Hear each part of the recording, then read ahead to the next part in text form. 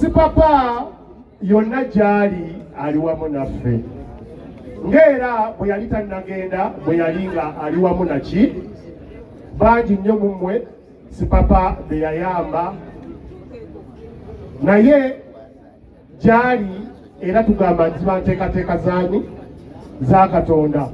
Sipapa alina ennaku y'amaanyi nnyo eri mulwana kubanga bwe twabadde twogera yagambye nti mu bayimbi bonna abali ebweru bangi nnyo babadde nabo mu ssanyu ne mu nnaku naye mulwana yasituka ku miti ku miggo n'agenda e Luzira n'amulabako ate abalamu abatambula nga tebannagenda kukola ki kumulabako.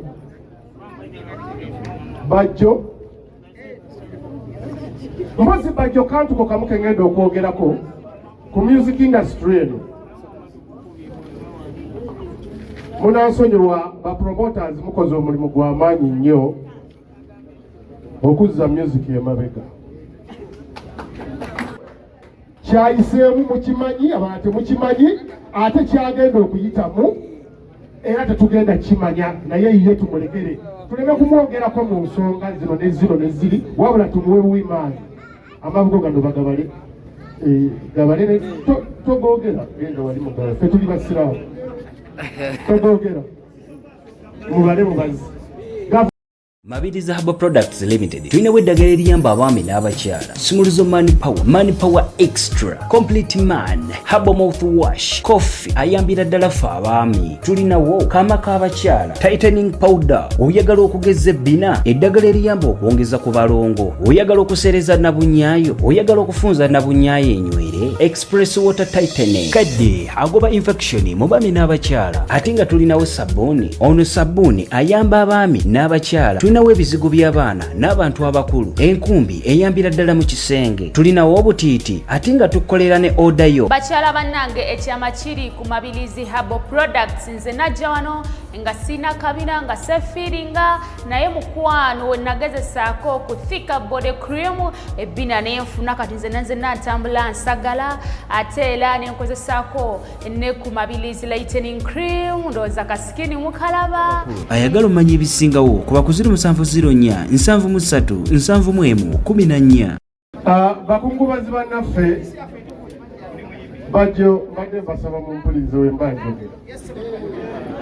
Bakungubazi bannaffe mwenna assalamu alaikum wa rahmatullahi wa barakatuh.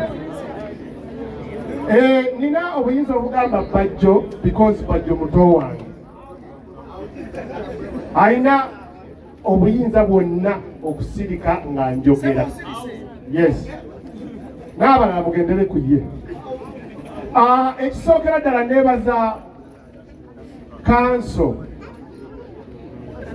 Weebale nnyo ebigambo ebirungi by'oyogedde. Kanso neebaza gwe taata. Akwateko mu ngalo. Weebale nnyo ebigambo by'oyogedde. Nti ffe tuli ttiimu Sipapa. Sijja kusooka kulandaga nga sinaba kuleeta bubaka buva eri Sipapa. Sipapa yonna gyali ali wamu naffe ng'era bwe yali tannagenda bwe yali nga ali wamu naki bangi nnyo mu mmwe Sipapa be yayamba naye gyali era tugamba nti ziba nteekateeka zaani za Katonda. Sipapa alina ennaku y'amaanyi nnyo eri mulwana kubanga bwe twabadde twogera yagambye nti mu bayimbi bonna abali ebweru bangi nnyo babadde nabo mu ssanyu ne mu nnaku naye mulwana yasituka ku miti ku miggo n'agenda e Luzira n'amulabako ate abalamu abatambula nga tebannagenda kukola ki kumulabako. Bajjo mpozi bajjo kantuko kamu ke ngenda okwogerako ku music industry eno. Munansonyiwa ba promoters mukoze omulimu gw'amaanyi nnyo okuzza music emabega.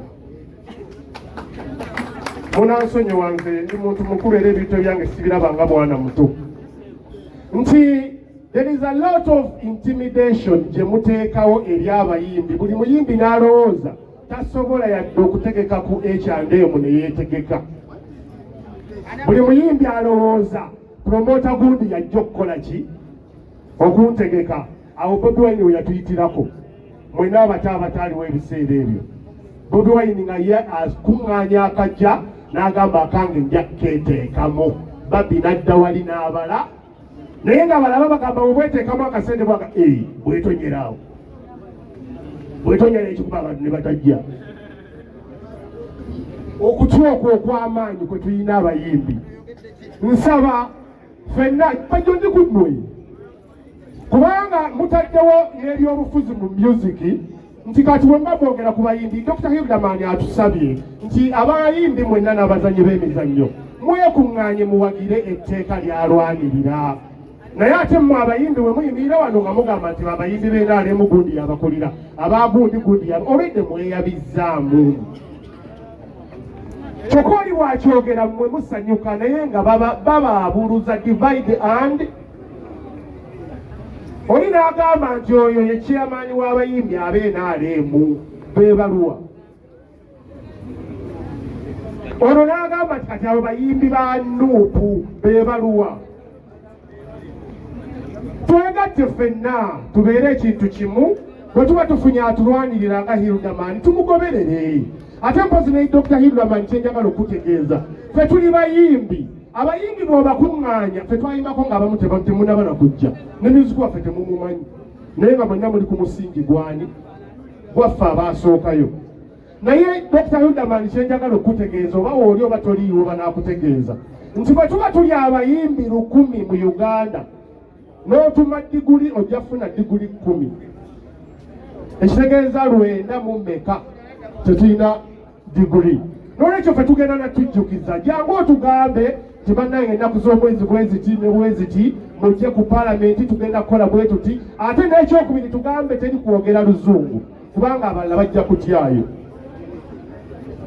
N'olwekyo bajja nkukutteko tugende. Kaakati nsaba era tojja bitegeera nga ssemu Oluzungu. Kyendi okusaba obaffe obubaka obwaffe bugendewa bugende ku mmeeza. Naffe tulina obubaka okuva eri Sipapa. Ekyebbeeyi kye kiri mabega wali tetusobodde kiteeka mu kamera muno. Nkusaba gw'oba ogenda wa Haji Arua Haji nsaba omukulu najja abali awo. Haji Aruna sooka gye batono. Haji tukwebaza era Sipapa gyali yonna akwebazizza nnyo byonna by'okoze. Naye nja kusaba waliwo omwogezi alinnyo wano waggulu n'agamba nti gundi si musanyufu oba ki oba ki. Olwaleero tuli wano nga ffe ffenna mukungubaga naye enkya tetugenda kubaawo ne luli Haji Aruna agenda kusigala yekka.